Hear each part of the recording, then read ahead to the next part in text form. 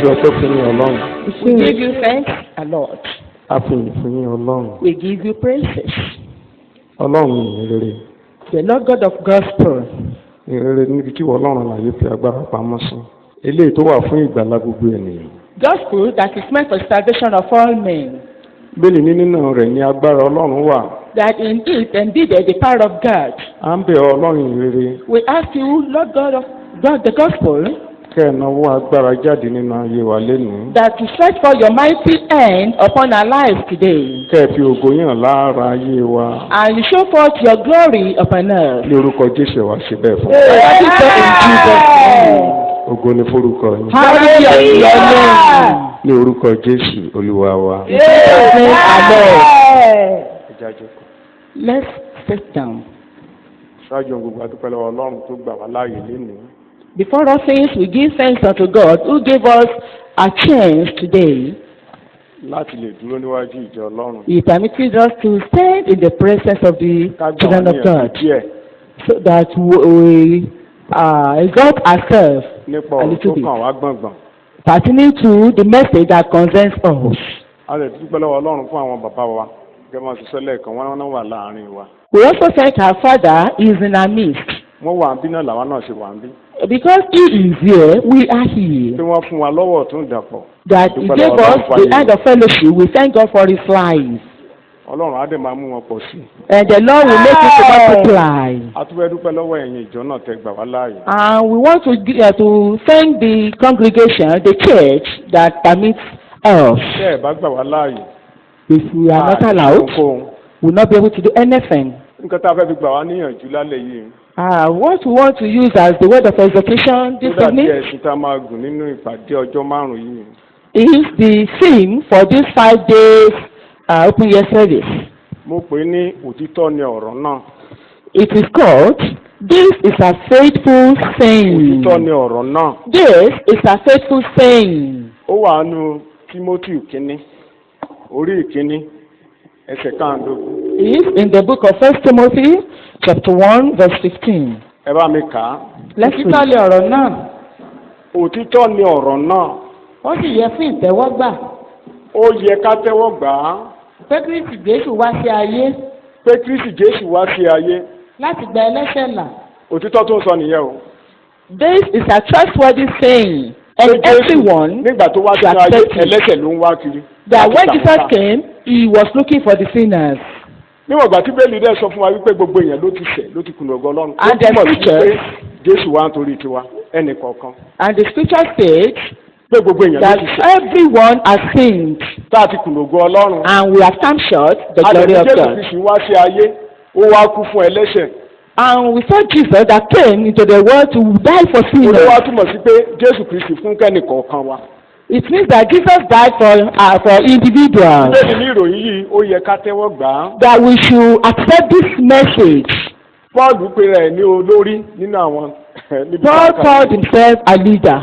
Nínú ohun tí òun jẹ́ pàtàkì That tó lórí. he is the leader for the sinners. Títí ẹgbẹ́ Pọ́ọ̀lù bá dẹ̀ wá jẹ́ olórí ní òkè tẹ́ mọ́ If fún àwọn àṣẹ. Paul was the leader of sinners, Nígbà tí Pọ́ọ̀lù ti what bá about Jésù us? pàdé, Before Paul ìgbé ayé má da o. came upon Jesus, Tàbá ní ká máa sọ that ìlú his life was good, ẹni rere ni. that he was a good man.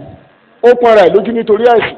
He afflicted himself Ó ní because nípa òdodo tó of ti mú religion, jáde pé ká máa pa òfin mọ́, ká máa pa òfin mọ́. pertaining to the righteousness of the law, At least lẹ́tà òfin tọ́lọ́run àlàyé kọ kalẹ̀. that pertaining to the law that God wrote, Ó lòun jálá ẹlẹ́gàn. that he was blameless. Ṣùgbọ́n nígbà tí Jésù bá pàdé, But when he came ó wá upon rí Jesus, ẹlẹ́ṣẹ̀ ni he o. encountered Jesus, he saw himself as a sinner. Pé kò sí ẹnikẹ́ni tọ́lọ́run àlàyé máa dá láre nípa ìwà rere tó ń wù. That no one will be justified by God by his good deeds Nípa ìwà rere tó ń wù láì dọ́dọ̀ Kristi Jésù. without encountering Jesus. So ìgbà tó bá Jésù pàdé ló ṣe wá rí yẹn. It was when he came across Jesus, that was when he Ẹ̀yin ọmọ Ọlọ́run ẹ̀ dẹ̀ rántí pé ìgbà tó bá Jésù pàdé. And you children of God, you know that when he encountered Jesus Torí ọ̀fẹ́ Ọlọ́run bà lé. and the grace of God came upon him, Ìwé mi ní kíní kan jábọ́ lójú ẹ̀ ó dàbí ìpẹ́. that something came out or fell out of his eyes, it Àdúrà was là ń like gbà. a scale. ní sáà tá a wà yìí ni pé ohun gbogbo tó dàbí ìpẹ́ lójú wa ọlọ́run alàyè bá wa mú kúrò. I will now pray that anything that stands as scale in our individual ìgbà eyes, yẹn la máa God will rí remove àkọ́kọ́ it. rí ara wa. Then that's when we will see ourselves. àárí Kristi We will see Christ nínú ìwé mímọ́. in the scriptures. Olúwa dẹ̀ gbà fún wa bẹ́ẹ̀ lórúkọ Jésù. And the Lord will do it in Jesus' name. so ibi tá a fẹ́ wò nìyẹn. This is what we want to examine. lọ́jọ́ márùn-ún yìí ẹ fi sọ́kàn o. For this 5 days, òtítọ́ ni bear ọ̀rọ̀ it náà. in mind that this is a faithful saying. kì í ṣe ìtànjẹ. It is not a word of deceit. kì í ṣe ìhàlẹ̀. kì í ṣe ẹ̀tàn. It is not a deceit. kì í ṣe ìtàn ọgbọ́n orí ènìyàn. Not just a humanly wisdom. níbi tá a ti wà níbi tá a ti ń ṣèṣọ́jú ìta gbangba ní ọjọ́ Saturday. Where we had our open air service on Saturday. nígbà táwọn bàbá wa ń túmọ̀ Jòhánù orí ìkẹrìnlá ẹsẹ̀ ìkẹfà yẹn. When our father Ṣe lójú made mi us tún là sí. understand torí that ojoojúmọ́ lójú wa scripture, gbọ́dọ̀ máa là tá a bá ti dé ìdìbí. my eyes was opened. ẹ kí hallelujah. It was opened the more. wọ́n ní àwọn ènìyàn ò lóye. That we people do not understand. wọ́n ní Jésù Kristi wá sí ayé láti wá fi òye yé wa. That Jesus came to the Nígbà world tó ń ṣe for us to òtítọ́. understand, to have the knowledge of who the truth is. ìmọ́lẹ̀ dẹ̀ ló ń jẹ́ ìmọ́lẹ̀ ló ń jẹ́ pé a fi òye fún ènìyàn. And it is the light. It is the light that will know Ẹnikẹ́ni tó bá that ti we mọ are tí òtítọ́ ń ṣe. in made to understand. òun nìkan ló máa ní ìyè nínú.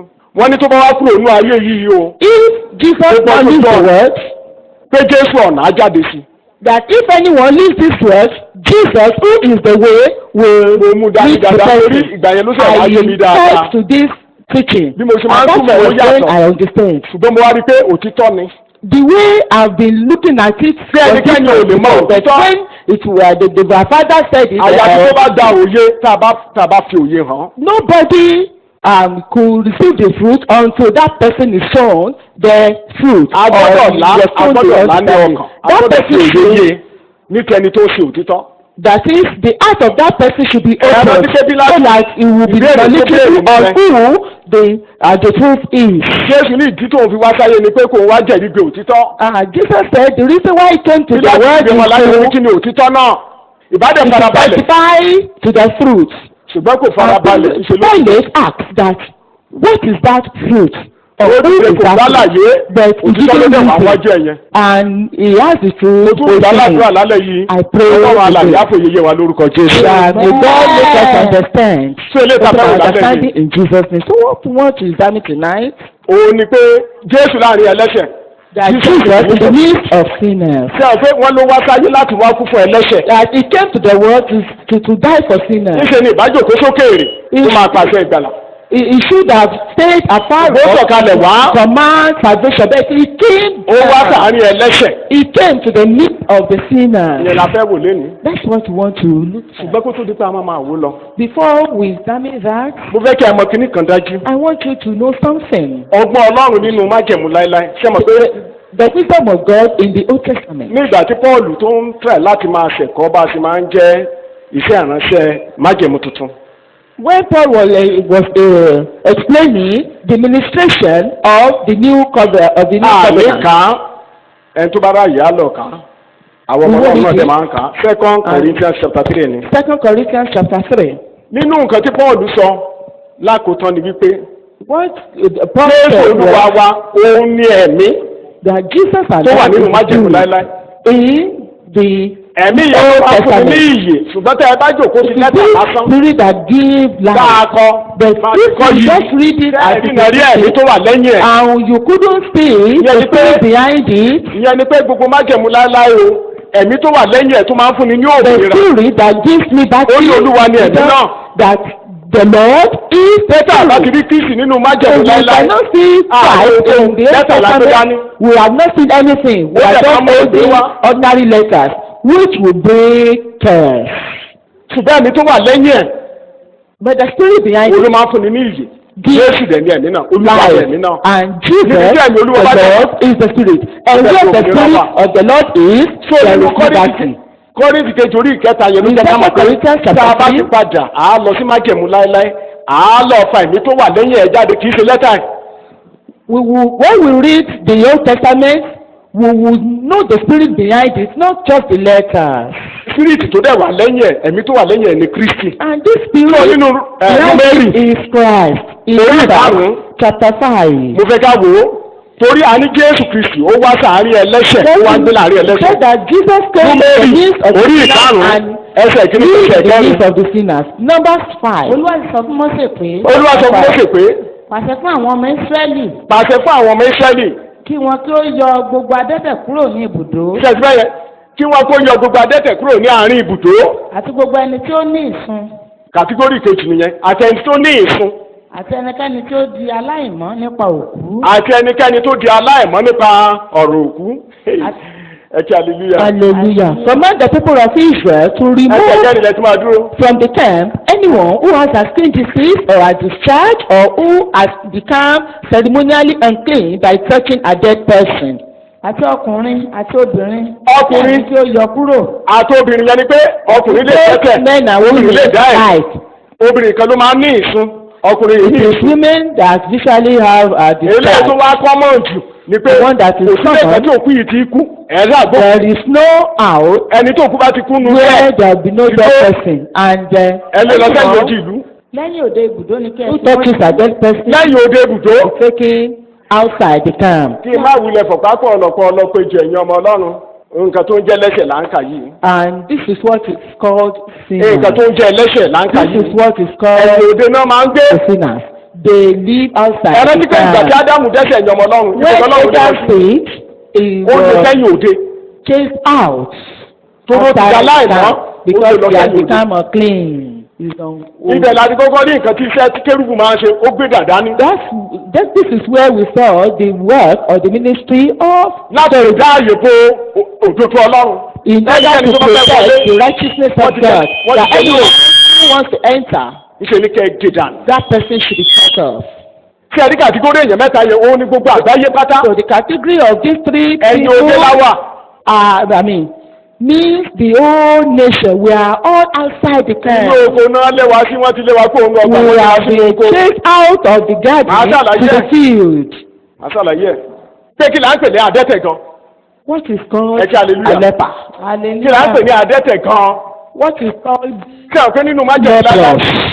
odidi orí méjì la fi sọ̀rọ̀ nípa adẹ́tẹ̀. In the Old Testament, two We are chapters nígbà tó lọ́wọ́ àwọn máa sọ̀rọ̀ nípa àti ayé àtọ̀run àti gbogbo ẹ̀dá pátápátá chapter kan péré ni.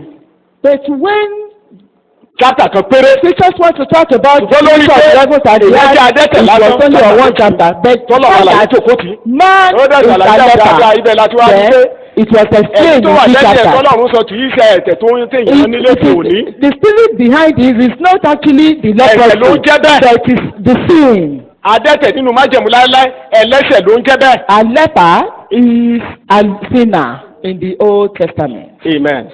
Amen. nínú lẹ́fítíkù orí ìkẹtàlá Leviticus ó yẹ bá wa chapter kà 13. ẹsẹ̀ kejì Leviticus 13, ẹsẹ̀ kẹta verse 2, 2 and 3.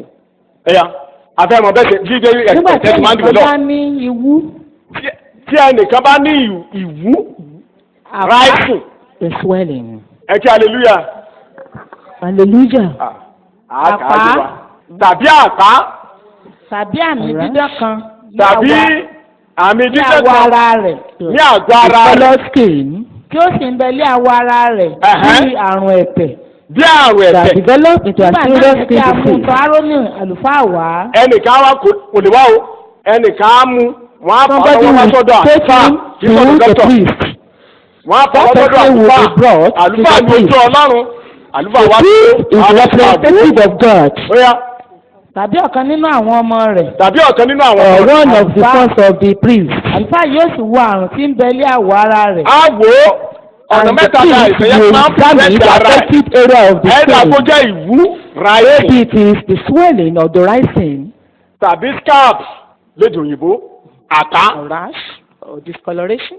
àbí bright spot ẹ kí hallelujah Hallelujah. hallelujah. ó lẹ́yìn tó bá ti ní mẹ́tẹ̀ẹ̀ta yẹn Anyone who has á bẹ̀ jù any ú of dáadáa. these, tó bá ti wá rí i pé kíní yìí ó ti deep ó jinlẹ̀ and the person Á knows proclaim that pé aláìmọ́ ni. is Ẹ̀yin òde. stay, so that person will be chased ẹ̀yin odi ìlú of kò gbọ́dọ̀ the wọlé camp, will be outside the camp. tí tó máa kó ẹ̀yàn ọmọ lọ́rùn tí ò bá ti mo dẹ̀ wo nínú májẹ̀mú láéláé pátápátá ààrí adẹ́tẹ̀ kan tàmúláradá. None of the lepers kò sí adẹ́tẹ̀ kan tàmúláradá. None of the lepers ó gbọ́dọ̀ àwọn kan were sọ pé ṣebí Námánì adẹ́tẹ̀ ni kì í sọ ọmọ so Ísírẹ́lì. we know that Naaman was a leper. kó o dẹ̀ mú láradá He gan wasn't àbí wòlíì ṣé wòlíì jáde sí. he wasn't a child of lọ́wẹ̀ máa bá tiẹ̀ lọ kò gbọ́dọ̀ yọjú sí i torí àdá láìmọ́. didn't see him in order not to become unclean. ẹ̀yin ó Just tell ti him to go and bath. So it is outside báyìí the bíbélì ṣe camp. break it down yẹn jẹ́ ká bá yẹn break it down. ìwúlò kọ́kọ́ máa ń ṣẹlẹ̀ rising. Swelling rising. ẹ kí hallelujah. The swelling up. rising yẹn náà dẹ̀ ní ìgbéraga kéèyàn máa wú That is kéèyàn máa wú to ní nǹkan tó kó bá Ádámù nìyẹn. pride. ìgbéraga. That is what affected Adam. ó rọrọ ẹ̀jú nǹkan tó lọ́rùn àlàyé pé lọ. He thought about himself more than his tí a lè jẹ́ thought. a lè késo yín náà kò sí nǹkan tó Then bá we ṣẹlẹ̀. can eat this fruit, nothing torí will wọn ò happen. tọ́jà ẹ̀yin ọmọ Ọlọ́run wò tọ́jà o. ìyàwó ẹnìkan náà He tọ́jà. was not deceived. It was Eve that was deceived. orísun ẹ̀ṣẹ̀ pátápátá ó ní ìgbéraga. The foundation of sin is pride. Swelling. rising ìwú orísun ìgbéraga òun ni orísun gbogbo That ẹ̀ṣẹ̀ is pátápátá. the foundation Ẹ̀rọ of pride, of sin. the first Hitler tán ní Israeli Hitler tó kọ́kọ́ dìde sí wọn ẹ kí hallelujah. Hitler that rose Yeah. tàbí against kí ìṣẹ̀lẹ̀ àṣọ Israelites. sí Kristi tó kọ́kọ́ jáde sí Or the orí Antichrist. Amani kí ló wá Amani mọ́lẹ̀ Was ìjọba man. Ọlọ́run. What brought about the oníta ló bá tó máa destruction? bùkún bí ìṣèmí náà. Èmi náà ni. Who the king Ó wà tó wò ó. of is it not me? I ó ní was destroyed. àtòjì àkọ́kọ́ tó fẹ́ pa iṣẹ́ He mi. was the first Antichrist that Èmi wanted ni mo to lò èyí destroy ẹ̀yin ọmọ Ọlọ́run. Israelites. So I used it. òun náà dẹ̀ ni Hitler àkọ́kọ́. He was the first Hitler. nǹkan tó pa Hitler àgbà yẹn náà ló pa And what ló pa killed Amani. Hitler was what actually killed. bẹ́ẹ̀ ẹ jẹ́ ká mú àwọn ojú ẹ jẹ́ ká pa wọ́n kúrò lórí ilẹ̀. ìgbéraga. Let's destroy the Jews. tó rí rice tó o bá bẹ̀rẹ̀ sí máa gbéraga ìyẹn kò When tẹ̀ you begin kúrú to kí adá àwọn ará ìjọba ẹja tó wọlé. to rise to be both nínú kọ́lẹ́jì ní orí ìkẹjọ ọba mi tó kẹ́ kínní kí ẹgbọ́n ọ̀gọ́ tí wọ́n lù lọ. Corinthians. kéèké ẹ̀ tún máa gbéraga nítorí orí ọ̀fẹ́ tọ́lọ́run àlàyé dàbí For lórí someone ó to burú o. be proud, of the grace that was poured upon him Ẹ̀yà is màmá ta. ní ti àwọn nǹkan not tí a fi well. rúbọ sí òrìṣà. First Corinthians. First Corinthians 8:1. ṣùgbọ́n ní ti àwọn nǹkan tí a fi rúbọ sí òrìṣà. Ẹ̀hẹ́n. a mọ̀ pé gbogbo wa yóò ní ìmọ̀. gbogbo yín ní ìmọ̀ ìmọ̀ a máa fẹ̀. kí náà ní ìmọ̀ máa ń ṣe ẹ̀yàn ọmọ Ọlọ́run. Knowledge ìmọ̀ makes máa us ń bẹ̀ feel síbẹ̀ yẹn important. òní ìwú. That is swelling. ibi tọ́lọ́run àyè bá ti rí ẹnìyẹn ti dẹ́tẹ̀. Where God sees this, that person Ó ti dẹlẹ́ṣẹ̀ tó jẹ́ has bẹ́ẹ̀. become a sinner. He has leprosy. ẹ bá mi ka Luke orí 18. Luke chapter ẹ̀kọ́sẹ̀ 18. ìkọ́kànlá péré Luke 18 verse Luke 11. 18:11. Luke 18:11. èyí Farisí dìde ẹ máa gbọ́ Farisí o èyí Farisí dìde ó sì ń gbàdúrà nínú ara rẹ̀ báyìí pé ẹ máa wà àdúrà tí bàbá yín gbà agbéraga. Ọya, Ọlọ́run Ọlọ́run mo dúpẹ́ lọ́wọ́ rẹ mo dúpẹ́ lọ́wọ́ rẹ. nítorí tí èmi kò rí bí àwọn ará ìyókù mi ò rí àwọn ará ìyókù àwọn Like everyone alọ́nilọ́wọ́gbà àwọn alọ́nilọ́rọ̀ gbà aláìsòótọ́ àwọn aláìsòótọ́ panṣágà panṣágà àbí èmi kò Adultery. tẹ̀lé bí agbowó òde yìí bí agbowó òde yìí ní oṣù tí ẹ bá ti Certainly, rí wọn. I'm not like nígbà this wẹ̀ tax lẹ́yìn méjì ní collector. ọ̀sẹ̀ I ìgbéraga fasted lásán. twice. mo ń san ìdámẹ́wàá ohun gbogbo Ó tí mo dẹ̀ ní lọ. I paid Ẹ̀ṣẹ̀ out ẹ̀yìn. of my income. Bíbélì ní kò rí ìdáláre lọ́dọ̀ I Ọlọ́run. was not justified the presence of God. Out Ẹ of jẹ́ the hallelujah. time. Hallelujah. ta ló máa wá bọ́ níbi tá a ti kà yìí. Who will be tó ẹni tó saved? gbogbo ẹ̀dá pátá ni. That every torí ìgbéraga yẹn la jogún ní Ádámù. it's because we inherited this pride ẹja fi in ìgbéraga Adam. ẹja fi ráìsì ilẹ̀ èkejì tó tẹ̀lé. The second ó one ní àpá is skáàbù the náà tó. scarf. ìtumọ̀ skáàbù ni pé egbò wà lẹ́sẹ̀. That is, you have ìgbàgbọ́ yẹn ó wá gbé a àpá saw, ṣùgbọ́n kò jiná. but that saw has a scarf and it so ẹ bá ṣe àtòjú ẹ̀ filled tó up. kí lè gbé tó máa tó. So when you remove the scarf, definitely the saw will be bí ẹ̀jẹ̀ ṣe ń bẹ̀rẹ̀ lẹ́wọ̀n yẹn ẹ̀yin ọmọ Ọlọ́run. disclosed. àtá àgbàpá bojú ṣùgbọ́n nísàlẹ̀ náà ń jẹ́ But lọ. the saw will have a Kí ẹnìkan ti sẹ̀mí rí. but it is a saw. That Bó saw lè jẹ́ pé ìgbà ti has tó. offended me. ṣùgbọ́n nísàlẹ̀ náà ń dùn ẹ́ Pass over it. ó ń pa ìbínú mọ́ ó ń You pa are á. keeping the anger. ẹ kí hallelujah. Hallelujah. lóòótọ́ ni wọ́n ti ó ti àpá ti It's bò ó. true that there is Ṣùgbọ́n tá a bá tún fi over the bed. fresh Once it is again. open, the saw. ó ní tẹ́ ẹ bá ti rú àwọn èèyàn bẹ́ẹ̀ So if you see àtẹ̀tẹ̀. such a person, that Ẹ̀kúndé. person is a leper. So he should be chased out. àpá olùkọ́ tí ẹ̀ fún wa ní ẹsẹ̀ lẹ́yìn yẹn lórí Hébérù God gave orí us ìkejìlá a ẹsẹ̀ verse. kàndógún Hebrews ẹ̀ka 12:15. lórúkọ Jésù ẹ̀ ní ṣubú kò ní orí ọ̀fẹ́. Amen. May you not fall out of the grace of Hebrews God. chapter 12 Hebrews verse 15. 12:15. ẹ máa kíyèsára. ẹ máa kíyèsára. kí ẹnikẹ́ni kí ó má ṣe kùnà oore ọ̀fẹ́ Ọlọ́run. kí ẹnikẹ́ni má mà kùnà oore ọ̀fẹ́ Ọlọ́run o. kí gbòǹgbò ìkorò kan kí ó má bàa hù sókè. kí gbòǹgbò ìkorò kan má bàa hù sókè. kí ó sì yọ yín lẹ́nu. ṣé o pé ìsàlẹ̀ ní gbòǹgbò máa ń wẹ̀ yín ọmọ Ọlọ́run ó wà bẹ́ẹ̀ tó bá lè gbórí sókè. àti sí àtúnṣe ìdúró nìyẹn. Then it means that the scarf has been removed. ó ní bẹ́ẹ̀ ṣe rí mi ìdédé bínú mi ìdédé bínú. See me, I don't. ta ló máa ń bínú ta ló dédé máa ń bínú láì ṣe kàlẹ́. Anyhow, no one will get Àgbá ni ó without kò mọ́lẹ̀. offended. nǹkan tí ìlú kan ara sí. That is ten. discover dáadáa pé gbogbo èèyàn ló wà nú ẹ̀. That every one of us are in this. ẹ̀kẹta èèyàn ọmọ Ọlọ́run ó ṣàlàyé ẹ̀ náà síbẹ̀. ó lo bright spot téèyàn bá rí ó ta. If you see that person. torí tẹ bá gbogbo ní ẹ̀ṣẹ̀ èèyàn ọmọ Ọlọ́run ẹ̀ṣẹ̀ máa ń fa ní mọ́ra ẹ̀ṣẹ̀ dùn ó dùn. Sin is fascinating. ó dùn. It's very bright spot fascinating. nímọ̀ pé nísàlẹ̀ yìí kú ló wà nísàlẹ̀. You won't know that it is death that is under it. Hébérù orí ìkẹta ẹsẹ̀ kẹtàlá ẹ̀bámẹ́ka. Hébérù orí ìkẹta ẹsẹ̀ kẹtàlá. Hebrews 3:13. ṣùgbọ́n ẹ máa gba ara yín níyànjú ní ojoojúmọ́. níwọ̀n ìgbà tí a bá ń pè é ní òní. níwọ̀n ìgbà tí a bá ń pè ní èní. kí a má bàa ṣe ọkàn. ká má bàa mú ọkàn wa lé nípa ẹ̀tàn ẹ̀ṣẹ̀. ẹ̀tàn. So that none of you will be deceived by sin and argue against God. Mo ti lo ogún ìṣẹ́jú. Ẹ kí hallelujah. Hallelujah. Nípa ẹ̀ṣẹ̀ ẹ̀ṣẹ̀. By the decision. Àwọn èèyàn mú ẹ̀ṣẹ̀ bí ẹni mú mi. People are resisting their. Bright spot. Adẹ́tẹ̀jẹ̀. They are into sin. It's the bright spot. Mo ní drought.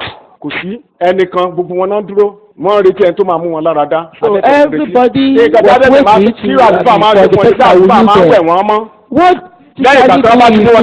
clean them? Kò dẹ̀ sí ẹnikẹ́ni tí a mú lára dá.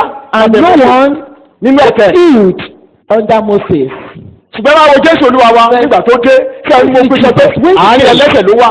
Because he was the least of the sinners, he lived in the midst of the sinners. Ìgbàlè tó gbogbo ènìyàn pátá àárín ẹlẹ́ṣẹ̀ ló ti ń jẹ. Kódà ẹ̀sùn tó fi kan Jésù nìyẹn nínú Mátíù orí ìkẹsàn-án. Ẹ bá mi ká ẹsẹ̀ kẹsàn-án ẹsẹ̀ kẹtàlá. Àárín ẹlẹ́ṣẹ̀ ló ń gbé irú olùgbàlà. He lived in the midst of the sinners because. Ó ń gbé àárín ẹlẹ́ṣẹ̀ gbọ́gùn já ẹ̀ṣẹ̀. He was in the midst of the sinners but he didn't commit anything. Mátíù orí ìkẹsàn-án. Matthew ẹsẹ̀ kẹsàn-án ẹsẹ̀ kẹtàlá. 9 ṣeré kọjá láti ibẹ̀ lọ. ó rí ọkùnrin kan tí a ń pè ní Matthew. jókòó níbodè. Matthew agbowóde ẹlẹ́ṣẹ̀ ó sì fún un pé máa tọ̀ mí lẹ́yìn. ó sì dìde ó tọ̀ ọ́ lẹ́yìn. ó bẹ̀rẹ̀ sí máa tọ̀ lẹ́yìn. ó sì ṣe bí Jésù ti jókòó ti oúnjẹ nínú ilé. Kìkíyèsí ọ̀pọ̀ àwọn agbowóde àti àwọn ẹlẹ́ṣẹ̀ wá. ọ̀pọ̀ agbowóde àti àwọn ẹlẹ́ṣẹ̀ wá. wọ́n sì bá jókòó pẹ̀lú àwọn ọmọ ẹ̀yìn. wọ́n bá jókòó pẹ̀lú àwọn ọmọ ẹ̀yìn rẹ̀. nígbà táwọn Farisí wá rí. wọ́n wí fún àwọn ọmọ ẹ̀yìn rẹ̀ pé. wọ́n wí fún àwọn ẹ̀yìn ẹ̀ pé. ètò olùkọ́ni ti ń bá àwọn agbowóde àti àwọn ẹlẹ́ṣẹ̀ jẹun. èéṣe tí Olúwa yín ó fi ń bá àwọn ẹlẹ́ṣẹ̀ jẹun. nígbà tí Jésù gbọ́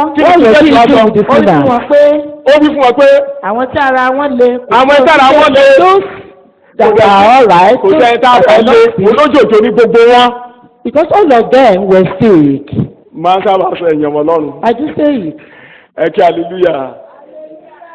tó o bá ti rí dókítà kí dókítà wá dé hospital kò ní aláìsàn mọ́pọ̀ lé ní o aláìsàn tó pọ̀ jù.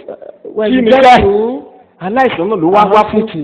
You see a doctor and say iṣẹ́ tó gbà nìyẹn Jésù ní òun wá. he came purposely for that. oníṣègùn ní òun. that he òun wá bá àwọn aláìsàn. was a doctor and he came to see àwọn tí ara wọn lè kò fẹ́ oní. àwọn tí ara wọn lè wò fẹ́ oníṣègùn. kò fẹ́ oníṣègùn. bí kò sí àwọn tí ara wọn kò dá. àwọn tí ara wọn kò dá. mọ́ ẹ lọ. ẹ lọ o. ẹ kọ́ bí a ti mọ èyí sí. ìyẹn ni mo ń sọ àlàyé kẹ́ ẹ lè ṣùkó lè yé yín dáadáa. that's why I'm saying. kí a lè mọ̀ pé Jésù lẹ gbọ́dọ̀ sátọ̀ wá. so that you know that you should. nǹkan tó lọ́nà àlàyé ló Jésù wá sáyé ni pé ó ní Ọlọ́run ò rán ọmọ rẹ̀ wá sí ayé láti wá dá aráyé lẹ́jọ́. God didn't send his son to condemn the world but he sent him to the world to save the world. so tẹ́nì kan bá ní òun ìṣẹ̀lẹ̀ṣẹ̀ inú wọn. so if one said he is not a sinner that's what we are talking about. Yeah. àánú ni èmi ń fẹ́. àánú ni èmi ń fẹ́. kì í ṣe ẹbọ. kì í ṣe ẹbọ. torí èmi kò wá láti pe àwọn olódodo. mi ò wá fún àwọn olódodo. I only come for the righteous. bí kò ṣe àwọn ẹlẹ́ṣẹ̀ sí ìrònú. bí kò ṣe àwọn ẹlẹ́ṣẹ̀ sí ìrònú fún wa nǹkan tí Jésù wá fún nìyẹn ẹ̀yin ọmọ Ọlọ́run. òtítọ́ ni ọ̀rọ̀ náà bí Jésù wá sí ayé láti wá fún ẹlẹ́ṣẹ̀. Jesus came to die. ó ní mo wá o kì í ṣe kí n wá àwọn olóògbé wa. Not for the righteous. ẹ̀ẹ́dẹ̀ wá bá mi béèrè ní gbogbo Then ìgboro. why don't you ask? ìwé òwe béèrè ó ní you is a just man ta ló lódodo nínú ayé. Who is a just nígbà tó lọ́wọ́ àlàyé bójú wọlé tó ní òun When bí olódodo kan kò kò tí ẹ̀ sí did you ẹnìkan. see any righteous person? tí omi ṣe ṣe gbogbo wa pátápátá àárín wa ní Jésù wa. Jesus ṣé o lè sámúra lálẹ́ yìí pé Olúwa wà wá ní ọ̀rọ̀. Go into ẹ jẹ́ yourself hallelujah. tonight. ẹ̀yin odi ìlú ni o. Is outside the camp. èkejì tá a máa gbé lọ sí ẹ̀yin odi ìlú. The second one that will òun ni àwọn outside oníṣòwò. the camp. ẹ jẹ́ hallelujah. Hallelujah. mo sọ lẹ́ẹ̀kan mo lóbìnrin ló máa ń nìṣó. Women ìyẹn usually tó ń have bẹ̀ jẹ̀jẹ̀ tí ò tíwọ́. continuous obìnrin discharge. tó ní ìsìn ẹ̀yin ọmọ Ọlọ́run tó máa bímọ. One with any woman with a discharge, Hallelujah. continuous discharge, will be able to give birth. Ọlọ́run á gbà wá. May God ó wá dáhùn mọ́ dáadáa tí àwọn kan máa dára wọn láre. Some will be justifying themselves. That's why we have this. ṣe é rí àwọn oníṣẹ́ ẹ̀jẹ̀ yìí. These làwọn people ẹni tó with dúró discharge tí wọ́n sọ pé àwọn jẹ́ are lódodo. those that call òdodo themselves ara ẹni ló jẹ́ righteous. ìtumọ̀ self-righteous yẹn o bíbélì la máa fi túmọ̀ ẹ̀ o. nínú ìwé Isaiah 64 ọ̀sẹ̀ kẹfà Isaiah chapter ẹ bá mi 54 kà á verse 6. Isaiah 64 verse 6 Isaiah 64 verse 6. gbogbo wa sì dàbí ohun àìmọ́. gbogbo wa dàbí ohun àìmọ́. gbogbo òdodo We wa are sì dàbí like àkísà confused ẹlẹ́gbin. persons. ṣe rí àkísà ẹlẹ́gbin yẹn. We are just like filthy rags. ẹ kí hallelujah. Hallelujah. ẹni tó ní sun ẹ̀jẹ̀. Someone àkísà yẹn is ló ń kì í discharged. sábẹ́. That it is the rag ẹ that kí hallelujah. she is àkísà yẹn ló using. ń ṣe kíni. It is this rag màdàmú that bíi ọdún méjìlá ló fún mi. uses. This woman had it for 12 years. màá kà á fún yín. Lúùkù orí ìkẹjọ ni ẹja kẹkẹ ká. Chapter 8.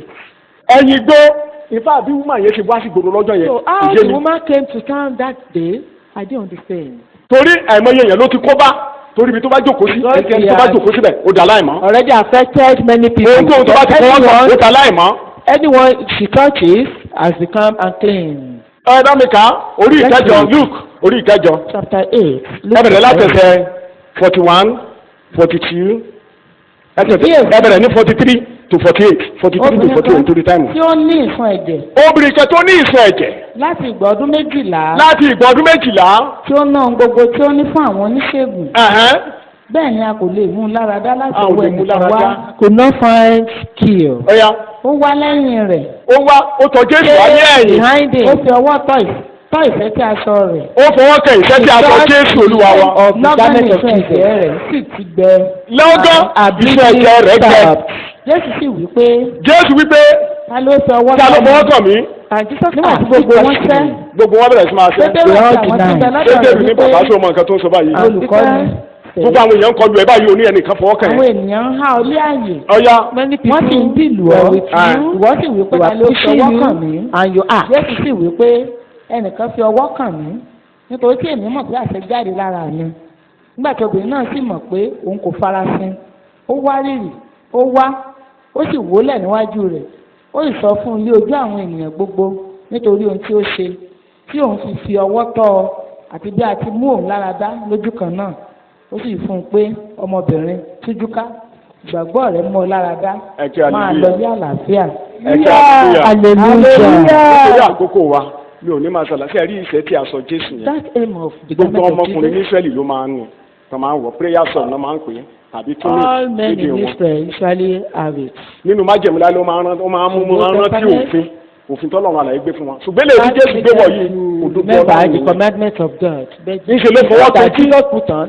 ó dá òdodo tí ẹ̀ kalẹ̀ ó dì mọ́ òdodo Ọlọ́run ẹ̀jẹ̀ gbẹ o. More than his own righteousness. And she adẹ́lẹ̀ tí wọ́n sọ lẹ́ẹ̀kan declared to nígbà tí Jésù Kristi Olúwa wa was it.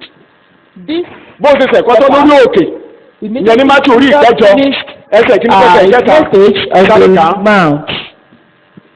màá wá so gbogbo ẹ̀ papọ̀ ó yá. nígbà tí ó ti orí òkè sọ̀kalẹ̀. nígbà tí Jésù torí òkè sọ̀kalẹ̀ ó ti gbogbo ènìyàn tọ̀ ọ́ lẹ́yìn. ọ̀pọ̀ ènìyàn tọ̀ ọ́ ní ẹ̀yìn wò ó adẹ́tẹ̀ kan wá.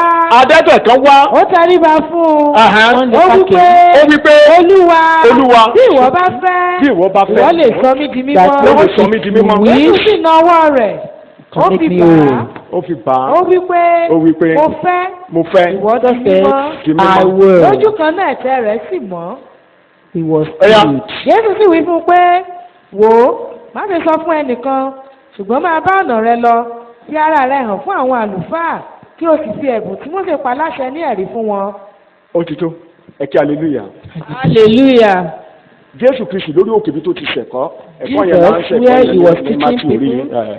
orí ìkarùn-ún, orí ìkẹfà, orí ìkeje. Matthew chapter Ká 5. sì wà nínú ẹ̀ nínú church.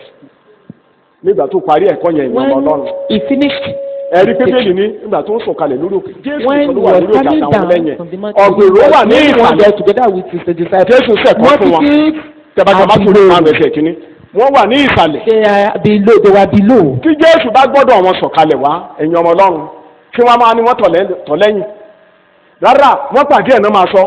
So which is bẹ́ẹ̀ kì í ṣe bí tí Jésù gbà gòkè yẹn ibẹ̀ ló gbà sọ. So it wasn't the place that Òsì náà ni he Jésù went gbà to the sọ̀kalẹ̀. mountain, but he Ibi tí came Jésù ti down ń lọ through ó ti another pàdé way. adẹ́tẹ̀. Torí It adẹ́tẹ̀ was gbọ́dọ̀ when he pẹ̀lú. was going that he met the leper. Ẹ kí hallelujah. Because the leper lived in the midst of the Ìgbó ló wà lẹ́yìn ẹ̀ kódà ẹ kí hallelujah. Hallelujah. Wọ́n ní tẹ̀ bá tó bẹ̀ That lé was ọ̀gẹ̀dẹ̀ náà behind gbèsè bẹ́ẹ̀ lọ ọ̀gẹ̀dẹ̀ náà gbèsè bẹ́ẹ̀ lọ. It was Jésù gbà á. banana trees. Ìgbà tí wọ́n wá rí i pé It was ọ̀tọ̀ níbi tí Jésù ń gbà lọ wọ́n wá tẹ̀lé. So when they saw that Jesus went Torí tó bá gbọ́dọ̀ wọn ló bá gbà wá ẹ̀yìn Ọlọ́run wọn á ní wọ́n bẹ̀rẹ̀ díẹ̀ lójú ọ̀nà. Ó wá adẹ́tẹ̀ yìí lọ. but he looked for this Ẹni tí ò leper, gbọ́dọ̀ lọ ojú sí ìgboro. somebody who should not enter the town. Ó lọ ń gbẹ́nu wo òkúta. He was living Jésù bẹ́ẹ̀ in dé the bẹ́ẹ̀. rock. Bó ṣe pàdé ẹ̀gbẹ́ tó ní Olúwa. Ó yóò bẹ̀rẹ̀ sí ń kẹ́kọ̀ọ́ yẹn. Maybe he has been listening to that Torí ẹ message. tó bá wà lórí òkè tó bá bẹ̀rẹ̀ sí máa But sọ̀rọ̀ àwọn someone akọ́ kìtìkìtì náà ni. who is talking on the mountain top, Olúwa, listening Bó to o bá fẹ́ mo mọ̀ pé o lágbára. Ṣùgbọ́n mo mọ̀ pé o fẹ́ lágbára yẹn nítorí ọ̀rọ̀ mi. Yes, I don't know if Torí gbọ́dọ̀ wa náà máa ń ronú nìyẹn pé lóòótọ́ Ọlọ́run lágbára ṣùgbọ́n tó máa yẹn It jù is ìṣòro so tó that ní. God has power. Bóyá wàhálà tó kọjá wà nínú ara mi yìí. Maybe Bóyá the àmúlò problem Ọlọ́run ni I have, Ọlọ́run ló fi maybe pamọ́ síbẹ̀ tó máa fi it's God that ẹ̀kọ́ mi. actually put the problem there. Èṣù ló ń ṣẹ̀kọ́ yẹn fún ẹ. That is the devil that Ọmọ Ọlọ́run farahàn láti pa iṣẹ́ ìṣúná. But the son of Gbogbo God ọ̀gá tó came ta ẹ lójú to Ọlọ́run àlàyé àtàrù lálẹ́ yìí lórúkọ Jésù. all what is Èmi mo ní ìwọ ni Jésù wá wá. that Jesus came So Jésù gbọ́dọ̀ bòmí lọ, ó lọ pàdé adẹ́tẹ̀ Jesus came yìí. to through another way to Ẹ̀rí meet bí this adẹ́tẹ̀ yìí leper. kò sọ pé kó mú un lára dá. Nǹkan méjì ni If Jésù leper sọ. didn't say it Ó ní kó o bá fẹ́ òṣìṣẹ́ was ìdí mímọ́ ẹ̀tọ́ wà lára. if you will you can Nínú òfin Mósè tó bá kọ́kọ́ dẹ́tẹ̀, á tó wá gba ìmúláradá. who is Ó tó wá fojú àlùfáà. someone who is a leper Àlùfáà ló tẹ̀ máa wá gbẹ̀yẹ lé méjì lọ́wọ́ ẹ̀. Tájà kan lọ́rùn. once Láàbẹ̀ he ìṣẹ́ sínú omi is táwọn ojú lára. blessed by the Láàbòrò orí létí. then the ceremonial Àlùfáà ò lè mú lára dá. Ṣùgbọ́n méjèèjì ni Jésù priest kà. could mú lára dá. not really Ó dẹ̀ but tún ó Jesus sọ did sí it mímọ́. too.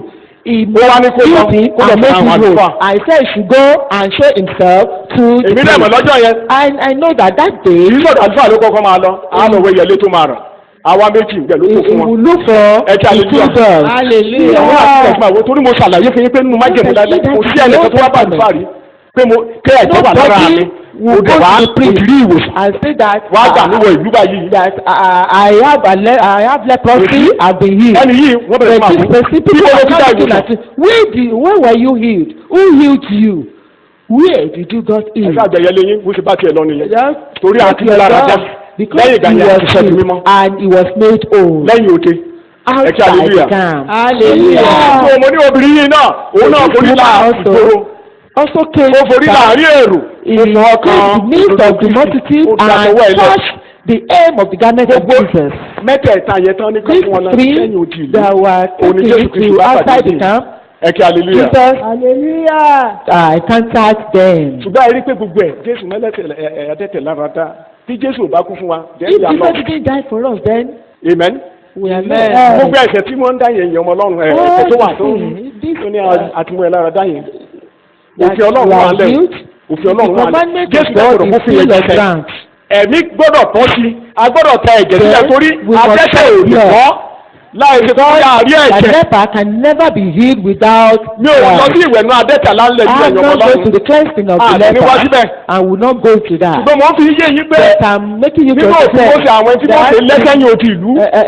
in the law of Moses, those that were chased out to the outside the Jésù camp, Kristi padà ó Jesus lọ sí òde came ìlú. and went Ẹ̀yin òdì there, ìlú. went Ìgbà tó outside wá bá wa the camp, pàdé. and this is where he Ẹ kí came hallelujah. across us. Hallelujah. Ìgbésí òdò ni gbogbo ayé o, Jésù sọ̀kalẹ̀ sínú ayé yìí. Jesus came into the world. Bíbélì ní ó ń kiri sóore. ó ṣe dídá ara rẹ̀ kí he went about doing good. a ṣe ìdíjú ayé mi lálẹ́ yìí. Definitely do good to you tonight. But the effect is hallelujah. àti Jésù ṣe gbogbo nǹkan yẹn tẹ̀lé ọmọ Ọlọ́run òun láti lọ síbi àgbélébùú. He had to go to the cross. Hébérù orí ìkẹtàlá. Hebrews chapter 13. ẹ̀jẹ̀ àká ó ti kú ká o. Hébérù orí ìkẹtàlá. Hebrews 13. ẹsẹ̀ ìkọkànlá ẹsẹ̀ kejìlá. nítorí pé ara àwọn ẹran wọn ni. ara àwọn ẹran wọn ni. ẹ̀jẹ̀ yìí tí olórí àlùfáà mú wá sí ibi mímọ́. sínú ọ̀fìn nìyẹn tán bá ti pa wọn ẹran wọn lọ sí lẹ́yìn odi ìlú. nítorí ẹ̀ṣẹ̀. a sùn wọ́n lẹ́yìn ibùdó. ẹ̀yìn ibùdó láti sùn wọ́n. nítorí náà Jésù pẹ̀lú. kí ó lè fi ẹ̀jẹ̀ ara rẹ̀ sọ àwọn ènìyàn di mímọ́. di mímọ́. ó jìyà lẹ́yìn ibodè. ibo náà ló ti jìyà ẹ̀yin ọmọ Ọlọ́run. lẹ́yìn ibodè. ṣé ẹ rántí pé Mósè ní ká kó wọn lọ sẹ́yìn ibodè òun náà kọjá lọ síbẹ̀. Jesus well outside. Jésù láàrin àwọn ẹlẹ́ṣẹ̀. Jesus in the midst of sinners. ẹ̀ẹ́dẹ́gbẹ̀ẹ́ tó wà dáadáa pé Bíbélì ní àkàmọ́ ẹlẹ́ṣẹ̀. That he was counted nígbà tá a máa pa Jésù ẹ̀yin ọmọ Ọlọ́run. When Jesus was to be killed. ọ̀sẹ̀ méjì kan wà ńlẹ̀. There were two options. ìyẹn ni pé èèyàn méjì wà ńlẹ̀ tá a gbọ́dọ̀ tú ẹnìkan kalẹ̀ lọ́jọ́ yẹn. One person must be released. ìjọba máa tú ẹnìkan kalẹ̀ àti mú Jésù gẹ́gẹ́ bí ọ̀daràn báyìí. Pilatu tó tó lórí a criminal. ó fẹ́ kí Jésù lu àwa kalẹ̀. Who was the leader wanted to release Jesus. ṣùgbọ́n ò gbà. But they didn't agree. Bíbélì ní wọ́n á mú Bárábà jáde. Jesus now Bárábà yìí pé ní olè. Barnabas. kì í ṣe kó lè nìkan. Was a thief. nínú eré olè tó jà ó pa ènìyàn. That he killed people in robbery operation. wọ́n wá present àwọn méjèèjì wọ́n gbé Jésù kan wọ́n gbé Jésù kalẹ̀. He presented the two wọ́n gbé Bárábà kalẹ̀. Jesus and Barnabas. ta lẹ fẹ́ ká rìlíìsì fún yín. Who do you want us to release? kí ni gbogbo wọn sẹ́yìn ọmọ Ọlọ́run. Bárábà làwọn fẹ́. Jésù fẹ́ kí ni ká ti ṣe àwọn ọmọ Ọlọ́run. should be released. kàmá. But for this Jesus, crucifying him. níwájú Ọlọ́run. In the presence of God. mi ò fẹ́ ká ẹ wo Jésù bẹ́ẹ̀ yẹn ẹ wo Bárábà. Look at Barabbas. àbí kì í ṣe kú ló kú lórí ẹ̀yìn ọmọ Ọlọ́run. ẹnìkan wọ́n kú ẹ̀ somebody ọ̀daràn ní is a criminal, a wicked person, meant for death. ó kàn retí ìgbà tí wọ́n máa pa ni. He was only expecting the time he will be killed. ó retí ìgbà tí wọ́n máa pa ni. He was expecting the time he will be killed. kò sí bí Jésù máa pàdé ẹlẹ́ṣẹ̀ tí ò ní pé ibi kò lórí ẹ̀. Go Jesus will not remove the evil upon him. bí Bárábà ṣe bọ́ nìyẹn. And that was how Barabbas was. ó gbọ́n ẹ kí hallelujah. ló ń sá lọ ló ń bẹ́ sókè. Then he was rejoicing. àmọ́ àwọn ìláyà àtijọ́ the passion of Christ ẹ kí hallelujah. Hallelujah. ikú kúrò lórí ẹ̀ nítorí pé Jésù wà ẹnìkan rọ́pò ẹ̀. Death was removed from him. kì í ṣe yẹn nìkan nígbà tá a fẹ́ kan Jésù mọ́jú lẹ́yìn ìbò. When Jesus was to be crucified. àárín ta náà kàn mẹ́yìn ọmọ Ọlọ́run. He was crucified in between two thieves. àárín ẹlẹ́ṣẹ̀ ibi tá a tún á rí nìyẹn. In between the sinners. olè kan dúró ń bí olè kan dúró ń bí. ṣé má jẹ́ kẹ́rù bá ẹ́. the right hand side. Bíbélì sọ fún wa wípé ibi tí ẹ̀ṣẹ̀ bá pọ̀ sí ibẹ̀ ni oore ọ̀fẹ́ máa ṣe kí ni. kò yẹ kí ẹ dárúkọ Jésù Nàìjíríà. There is sin. Amen. Grace. ìta gbangba mo tún wà yìí mi ò róléèrè tó dàbí Nàìjíríà I'm telling you. There is no country that is as good as Nigeria. ó bẹ̀ máa sọ fún ọ kí n má sọ pé kò sórílẹ̀-èdè tó dàbí Nàìjíríà. There is no country that is as good as Nigeria. lẹ́ni ìbáyé ẹ̀yin ọmọ Ọlọ́run ilẹ̀ ìjọba yìí ráìsì wo la fún yín kẹ́ tó jókòó ráìsì wo la sì fún yín láti ráìsì fún yín. àwọn ìjọ kan orílẹ̀-èdè kan bàbá yìí wọ́n dárí wọn ní jèló wọ́n ní wàá kọ́kọ́ tí o fẹ́ mú wọn lọ church láàárọ̀ Sunday àkọ́kọ́ ṣe ráìsì. You have to prepare rice for them. wàá fún ọ lóúnjẹ jẹ tán bá jẹun tán bá jọ dínú. After that they will now go to church. ìjọ ní ìrere ní orílẹ̀-èdè kan ní o. That is in one country. bẹ́ẹ̀ ò bá ti ṣe ráìsì fún ẹjọ́ ráìsì ò láti. àwọn èèyàn lé Ọlọ́run kiri Nàìjíríà I'm telling you. People are looking orílẹ̀-èdè àti ọjọ́jọ́ Wednesday àbí ẹ̀rí wọn. You will see on Wednesday. People ṣé gbogbo ẹ̀ lọ́lọ́run ò ní gbọ́. Definitely God is listening. ṣé gbogbo àdúrà tó ń gbà sọ́lọ́run ò ní gbọ́. God is listening to all the prayers. torí ibẹ̀ la wà tẹ́lẹ̀ rí. Because we were there before. ìgbà tó ń ṣe ni pé gbogbo àdúrà tó kàn ń gbà yẹn ẹ̀yàn ọmọ Ọlọ́run kò mú gbàlà wá. torí all the prayers of family salvation because they were running after the enemies. kákan ní òye ẹni tó ṣe òtítọ́. For them to have knowledge. pé kí òtítọ́ bá yẹ ti wọlé ẹ̀ tí ó lè òmìnira Olúwa ràn wá lọ́wọ́. liberty. so Nàìjíríà dára. so ìdíje ẹ̀sọ́ bá pọ̀ sí ṣẹ́ bá gbó tá a bá ròyìn Nàìjíríà ní gbogbo àgbáyé. Anywhere Nigeria is reported in the whole world. táwọn òyìnbó bá máa dàbí ẹni pé tó bá ti dé airport náà máa jí ẹgbẹ́. That when any white man is coming to be accused, meaning get to the airport, he will be kidnapped. bẹ́ẹ̀ náà kò rí bẹ́ẹ̀ náà. But when they now get there, kì í ṣe pé wọ́n kò kúrò ìyàwó lọ́run ṣé báwọn náà rí ibi tó kọjá lọ. So people are jọ ṣé ibi wa máa lé jésù tó fẹ́ jìyà olèlé àárín wa ló wà. ẹ kí hallelujah. gbogbo wa la wà yí ẹ̀yàn ọmọ lọ́run ẹlòmíì inú wa bá yí 30 years ago ó ti ń mọtí káàkiri. all of us there about 30 years ago some are. ẹlòmíì ti ń jalè ẹlòmíì ṣàgbèrè. some are still into adultery. jọ ṣé wọn lọ wá pàdé jésù àbí jésù ló wá ẹ. when you ẹnìkan ló rí the one that actually look for Jesus is not Jesus that look for you. ó lè wá orí ẹ torí kí ni. look for you and. ẹlẹ́ṣẹ̀ ló ń wá kiri. so jésù láàrin ẹlẹ́ṣẹ̀ òtítọ́ ni o. so jẹ́ kó tiẹ̀ lọ. the needs of the sinners is the truth. ó tún wá sọ̀rọ̀ ẹ̀yìn ọmọ ọlọ́run eléyìí tó burú jù náà ní sọ ẹ̀jẹ̀ yìí o olódodo ara ẹni. àwọn olódodo ara ẹni. tó o bá da tó wáyé lẹ̀ pé inú mi kàmá gbé nínú mi. the climax of the issue is bleeding, which is the right the self-righteousness. àádọ́lẹ̀ kan sọ̀rọ̀ níjèlú ó ní mo ṣe ń wo yẹn ó ní mo ṣe ń wo ó ní mi í ṣe muslim. I'm not ẹ kí hallelujah.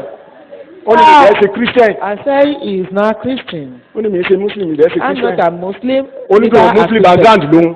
though I'm from Muslim background. ẹ lọ church. but I don't go to mass or church. hallelujah. ó ní ṣùgbọ́n òun jòkó ti ẹ̀kọ́ kristi jésù. bẹ́ẹ̀ mátí orí karùn-ún mátí orí kẹfà mátí orí keje. ó ní tẹ́nikẹ́ni bá mátí orí àwọn ẹ̀kọ́ yẹn lò. if anyone takes of this teaching such a person will live in peace. jésù tó ń bẹ̀ yẹn. that Jesus that ẹ jẹ́ hallelujah. kò ní fẹ́ láǹfààní. jésù àgbélébù tó o bá ti débi àgbélébù. if you can't get oúnjẹ ọ̀dọ́ àgùntàn náà láì sùn. you are eating the lamb without. nígbà tó gbé ọ̀dọ́ àgùntàn kalẹ̀ ní Íjíbítì ọlọ́run àlàyé ní ẹ má jẹ ní tútù o. that don't eat lamb raw. ẹ ti náà sún. it has to be. wọ́n á ti náà sún orí ẹ̀ wọ́n á sọ ẹsẹ̀ títí kẹlẹ̀ wọ́n á ti náà sún. the testing the lamb. wọ́n á dẹ̀ máa jẹ. ìyẹn ni jésù ta gbé kọ́gi. tó o bá ti débi àgbélébù. orí jésù ní olùkọ́ni tó dáa. if you go to the cross then. ọ̀rọ̀ àpáàdìlẹ̀ nìyẹn lọ. you will go to heaven. kódà ó sọ fún mi. even if. ó lọ́mọ tó jẹ́ nurse. ó ló lọ sí nurse. his daughter who is a nurse. ó lọ sọ fún pé tó o bá ti bẹ̀rẹ̀ sí máa ṣiṣẹ́ o. once you start to work. tó o bá ti gbá láìsàn dọ́dọ̀ ẹ̀ má béèrè owó kọ́kọ́ tọ́jú ẹ̀. kó tó máa béèrè owó. is taking. pé wàá rí bọ́lá ọ̀run àlàyé ṣe máa wá tó máa dá padà fún ìjọ. don't ask for money. see how God will be replacing. òdodo ara ẹni. that is self-righteousness. òdodo ara ẹni kò débi àgbélébù. he didn't go to the cross. ó sàlàyé fún bí Jésù ṣe dáa tó sóyún lórí ilẹ̀. ó ṣe dídá ara fún gbogbo ènìyàn. how Jesus did good work. tí ò bá débi àgbélébù fún wa. if he didn't go to the cross for us. ẹni gbó ó kàn jẹrẹ ẹlẹ́jẹ̀ lásán rọ. ó dẹ̀ òtún ní ká má fún mi sí ká má fún mi ṣe. don't water it down. ẹ má fún mi ṣe o má fún mi ṣe. bó ṣe rí yẹn náà ni kí ẹ sọ pé Jésù lọ sọ̀rọ̀ àpáàdé àwọn èèyàn bínú don't water it down. má sọ pé òun rò bẹ́ẹ̀. people will be angry. àá máa sọ yẹn lọ́la ẹ̀yin ibùdó ni àgbẹ̀ àgbélébùú yẹn ti di ibùdó. Jésù wà láàrin àwọn ẹlẹ́ṣẹ̀. so Jesus keep the midst of the hallelujah. the midst of the sinners. kan wà lọ́wọ́ ọ̀tún. one by the right hand side and the other. àwọn méjèèjì bẹ̀rẹ̀ sí máa fi yẹ̀yẹ́. and both of them. ṣùgbọ́n olùọ̀fẹ́ gbọ́dọ̀ tán. but èkejì grace kí ni mo ṣe yìí ẹ kí hallelujah. ṣé wo bẹ̀rù Ọlọ́run à ń kí yàrá yìí. why don't you fear God we are. o lè làwọn jà ìyá ẹsẹ̀ wa làwọn jẹ. ṣùgbọ́n kùnrin yìí olódodo ni. we are being punished for our sin but this man. kẹ́nikẹ́ni bá ti jẹ́ pé Jésù olódodo ni ó jẹ́ lè jà. You are righteous. ṣé tá a bá dá ẹlẹ́jọ́ tó bá wà ní ìdájọ́ ìwọ Ọlọ́run tó máa jàre. pé mo jẹ̀bi Olúwa ìwọ ló jàre. ó jẹ́ ní ìtọ́wọ́gbà. will be able to condemn you because you are righteous. ìwọ náà mọ Ọlọ́run pé láti kékeré náà ti ń kọ́ wa. and you know that we have been taught right from the key. lẹ́yìn ìgbà tá a ti catechism. after our catechism. a rí wa bọmi. we were baptized. a confirm wa. àti gbogbo ẹ̀ kó máa sọ fún wọn náà mọ̀ dáadáa pé díẹ̀ ló kàn máa wá sí ìgbàlà mi. ọgbọ́n mọ̀ dáadáa pé ọ̀nà mímọ́ díẹ̀. So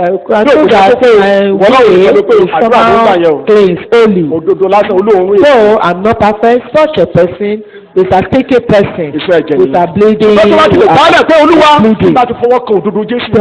Ayé That ìwádìí if padà. only I touch the right Second Corinthians chapter 5, verse 21. 5, my life will be changed. Second Corinthians 5:21. nítorí ó ti fi ṣe ẹ̀ṣẹ̀ nítorí wa. Jésù la fi ṣe ẹ̀ṣẹ̀ nítorí wa. Jesus was ẹni made tí kò mọ for ẹ̀ṣẹ̀ us. kẹ́ṣẹ̀ rí. Abẹ́ ìgbúrò bẹ́ẹ̀ yẹn ọgbọ́n ló sọ̀rọ̀ yẹn o. And Amen. I'm talking Tani mo ló sọ̀rọ̀ bẹ́ẹ̀ yẹn. wisdom.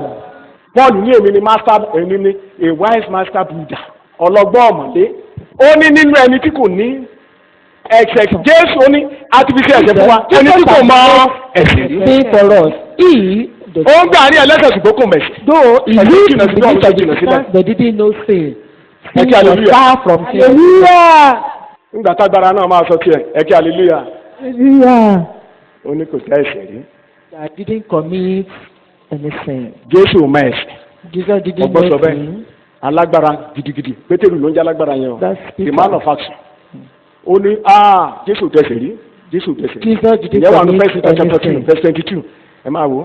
Nígbà tí ìfẹ́ máa dáhùn tiẹ̀, ó ní ẹ̀ṣẹ̀ kò sínú ẹ̀. Torí nǹkan tó bá wà ní ẹ̀yẹ̀ ló máa jáde. There Ìyẹn ni pé, was Jòhánù. something in him. That was John. Àwọn nǹkan mẹ́ta yẹ ẹ̀yìn ọmọ Ọlọ́run. Ló pé ayé ló. Ọgbọ́n, ìfẹ́ àti agbára. Gbogbo ọ̀nà jẹ́ Words. pé Jésù Kristu ní ẹ̀ṣẹ̀. They all testified that Jesus Gbà had àgbẹ̀kọ́ kìíní torí tiwa. no sin. But Lẹ́yìn he was ẹran tí ẹ má ti put ẹ má on ti the sọ̀rọ̀ cross àrùn. for us. Outside the Mo rẹ̀ ti camp. sọ fún yín ọ̀nà méjìlá fi ń túmọ̀ ẹ̀yìn ibùdó yẹn. There are two ways to explain this. Ó sọ̀kalẹ̀ láti ọ̀run wá síbí. That he came from Kò down sẹ́nikẹ́ni tó from heaven. dọ́dọ̀ Ọlọ́run rí. No one had ever gone to God. Jésù sọ̀kalẹ̀ sínú ayé But burúkú yìí. Jesus descended to Ó the fẹ́ sí world. ara ẹ̀ rìn. He walked Nínú ayé yìí ó tẹ̀lẹ̀ yìí eruku He bí àti walked lójú. in this Ó dẹ̀ wá world. kú nínú ayé yìí náà. And he died. in Ẹ̀yin this ibùdó kejì ni world. pé ó kú òun ẹ̀sìn. The Ó kú òun first òfin. outside the camp Àti is lọ that sẹ́yìn ibùdó. he was taken outside the camp because of sin. So Jésù Kristi òun ló wá kú fún wa. So Jesus Christ came to Lórí ìjà àgbélébùú. on the Lọ́lọ́run àwọn cross. ti gbé ẹ̀ṣẹ̀ wálé lórí ẹ̀yin ọmọ Ọlọ́run. God put our sin on Ẹ bá mi Jesus. ka Psalm 22 kí n parí ẹ̀. Psalm 22 ẹsẹ̀ kìíní ẹsẹ̀ kejì Psalm 22. Nígbà tí ẹ̀ṣẹ̀ wọnú ayé Jésù Kristi lọ ẹ̀yin ọmọ Ọlọ́run. When sin entered into Christ's ọlọ́run life, mi. Ọlọ́run mi Ọlọ́run mi. èyí ṣe tí ìwọ Èyí ti tí kọ̀ wọ́n ti mí kọ̀ mí sílẹ̀. sílẹ̀. my God, why did tí you ìwọ ti forsake jìnnà sí me? ìgbàlà mi. Tí ìwọ jìnnà sí ìgbàlà mi. àti sí ohun Ah, àti sí ohun salvation. ìgbé mi. Máa ká lọ. ọlọ́run mi. Máa gbọ́ o. èmi ń kígbe ní God. ọ̀sán. Ẹ máa gbọ́ o. Èmi kígbe ní ọ̀sán. ṣùgbọ́n ìwọ kò dáhùn. Ìwọ kò gbọ́. àti ní ìgbà òru. And èmi kò dákẹ́. in the night, Mo lọ I nìyẹn. Ní ìgbà was òru not silent. èmi ò dákẹ́. I was not silent. ṣùgbọ́n mímọ́ ni ìwọ. Ẹ rántí pé But you are lọ́jọ́ holy. tá a kan Jésù Kristi Olúwa wa mọ́bí. When Òru méjì ló Jesus ṣẹlẹ̀ was lọ́jọ́ yẹn. crucified, two things happened. Àbí kìí sóru méjì ló ṣẹlẹ̀. Òun ni the first in history. He was the first. Òru méjì ló ṣẹlẹ̀. Two things happened. Nǹkan tó dẹ̀ mú ru àkókò ṣẹlẹ̀ yan ọmọ Ọlọ́run. Ó ní ẹ̀ṣẹ̀ The tàbí first kọ̀. one was this Lọ́run ló ní sin àgbélébùú. that was put upon Jesus on the Aago cross. mẹ́sàn-án àárọ̀ Pílátù kan mọ́jú. By 9 in the Ẹ morning, jẹ́ hallelujah. Pilate crucified him. Nígbà tó di aago méjìlá. By Nígbà tó di ọjọ́ máa ń 12 mọ́lẹ̀ gidi. by 12 Òkùnkùn wọlé. noon, there was total darkness. Òkùnkùn yóò tí ì parí nígbà tó di aago mẹ́ta. Darkness Jésù pariwo. hasn't removed. When Ó Jesus lòun ké nínú cried, òkùnkùn. he Nínú òru. cried in the Ọlọ́run ò gbọ́. darkness. Tọ́lọ́run bá gbọ́ tó bá gba God Jésù didn't lẹ̀. answer. Ibo làbá gbé gbà lọ. If not because of Jesus, Ọlọ́run àlàyé fara jà á. Jésù náà fara jà á nítorí ayọ̀ tó wà wọ́n jẹ. Ayọ̀ tó dẹ̀ wà wọ́n jẹ làwa yìí. joy ahead of him. Ṣé wàá And múnú we Ọlọ́run have lára yìí? joy ahead of Jesus. Mo ní ṣé wàá múnú Ọlọ́run dùn. Will you make dá mi God lóhùn. to be happy? You will make him Ọ̀gọ̀rọ̀ wa náà glad? ti do nígbàgbọ́ ṣùgbọ́n àwọn kan ń gbọ́ wa nígboro. Nítorí ayọ̀ tó wà wájú Jésù ó fara la àgbélébùú yẹn Because kọjá. of the joy ahead Ó of máa him, tán. he Inú òkùnkùn máa fara suffered dà á. Máa fara the dà á. pain Máa of fara the dà á. cross. Torí He ìmọ́lẹ̀ ayọ̀ ń bọ̀. persevered because of the Nígbà tí mọ̀lẹ́ ayọ̀ ń bọ̀ èèyàn ọmọ Ọlọ́run morning àwọn arí of Jésù the joy of kéékèèké the lórí morning. ilẹ̀. Níbikíbi tí òun délé ní láti pariwo Jésù. Wherever the Àwọn kan tẹ̀ jí lọ́wọ́ ní church báyìí. is, Jesus is being proclaimed. Tọ́ bá ti ń jí nínú yàrá wọn. Whenever Jésù ò ṣe they o. wake up, Jésù ò ṣe o. Kí nínú Jésù máa they ṣe just náà. say, Jesus thank you, and Jesus will be Kúrò happy. lánú òkùnkùn yẹn kọjá. Tọ́lọ́run àrẹ bá gbọ́ tó bá túlẹ̀ ń jọ yẹn èèyàn Ọlọ́run.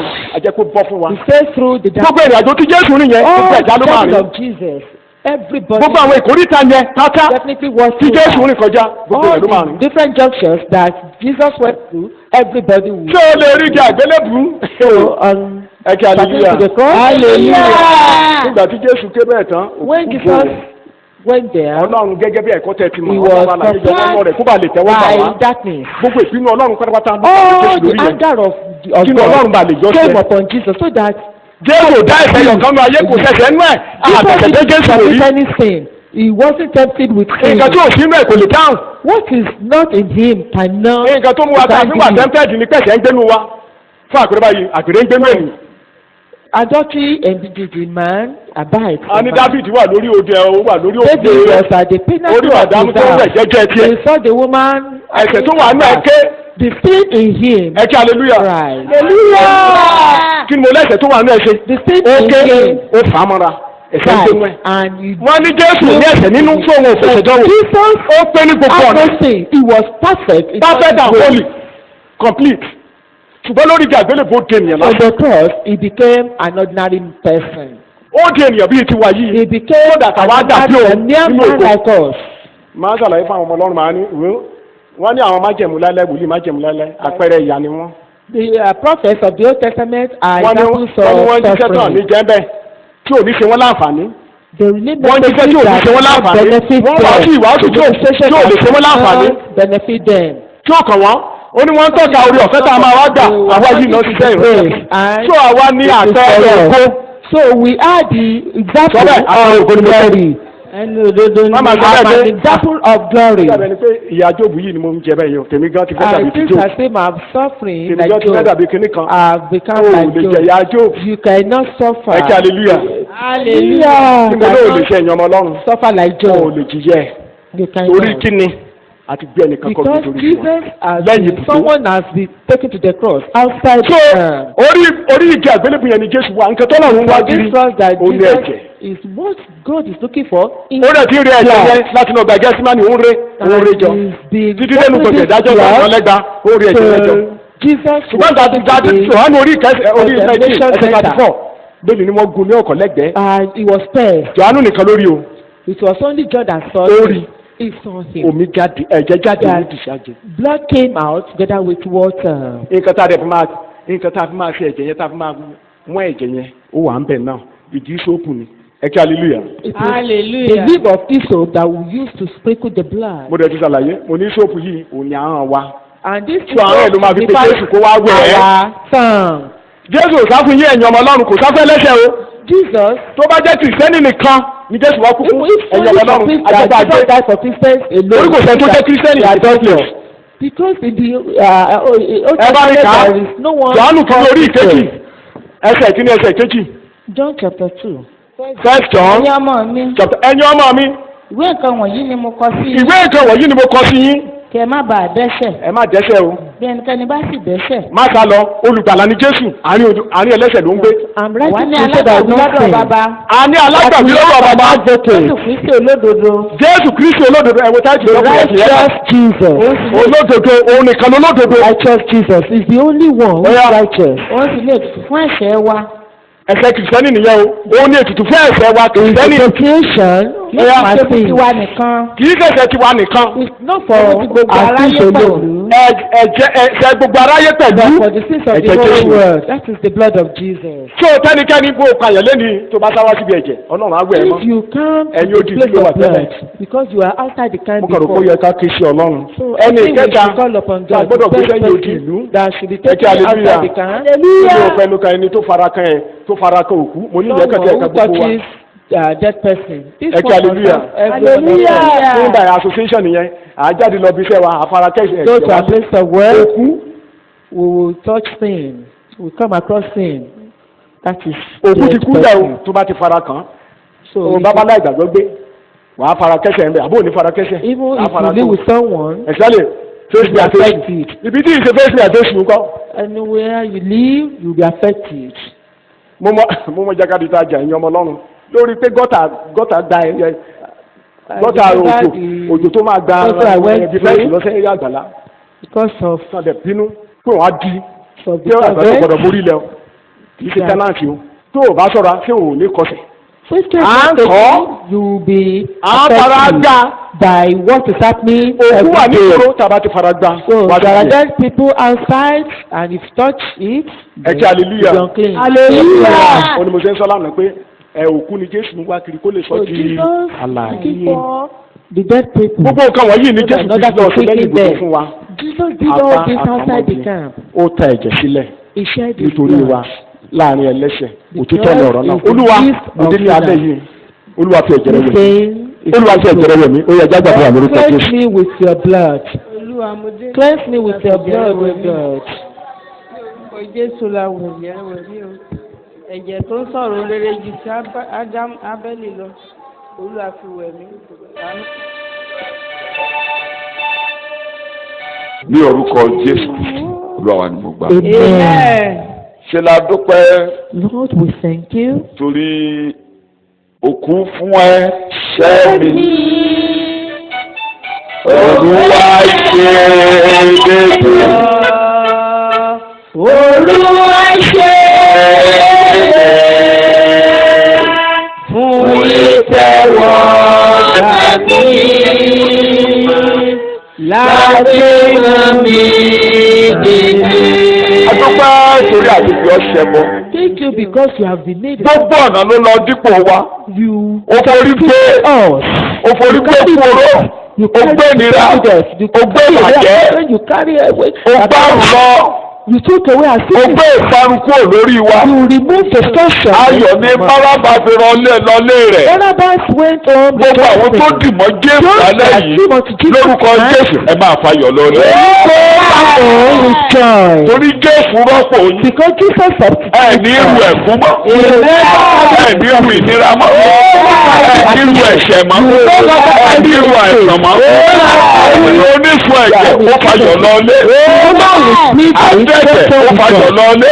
Lábẹ́ lórúkọ Jésù ayọ̀ lẹ́sìn lọlé. Agbára Jésù ó tú yín kalẹ̀. Àjíǹde Jésù ó tú yín kalẹ̀. Jésù ó wú ẹ̀yìn mọ́. Lónìí lálẹ́ yìí ẹgbẹ́ òmìnira yín. Jésù ti rọ́pò yín. Ẹ̀ní parun mọ́. Ẹ̀ní ṣègbè mọ́. Ẹni tó bá gbọ́ ọ̀rọ̀ mi. Tó bá gbọ́ ẹni tí ó ń ó ní iyì tí kò ní pẹ̀kú. Eternal life. Òun ò ní wá sí I ìdájọ́ will mọ́. never come to judgment. Ọlọ́run ní dá yín lẹ́jọ́ mọ́. May God not judge you. Lónìí ẹgbẹ́ òmìnira yín. Receive your liberty. Ní orúkọ Jésù ni mo In gbàdúrà. Jesus' name I pray. Orí ọ̀fẹ́ Jésù tí Olúwa wá. For the Lord Jesus, Bẹ́ẹ̀ tí Ọlọ́run. the Lord of God, Ìdàpọ̀ Ọlọ́run ẹ̀mí mọ́. the fellowship of the Holy Ó Spirit, wà pẹ̀lú yín. abide with you. Ní orúkọ Jésù ni àgbàdo. In Jesus' name we pray. Shout hallelujah. Hallelujah.